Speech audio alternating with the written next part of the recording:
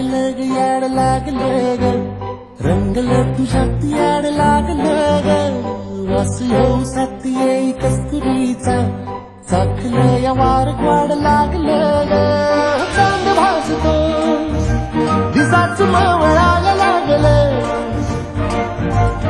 आस लागली मनात कळवायला लागलं अरे बाबू मिरची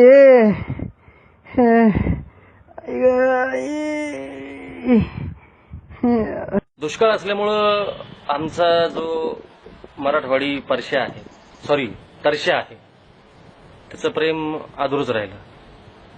त्यामुळं दुष्काळ मिटवण्यासाठी काहीतरी प्रयत्न करा.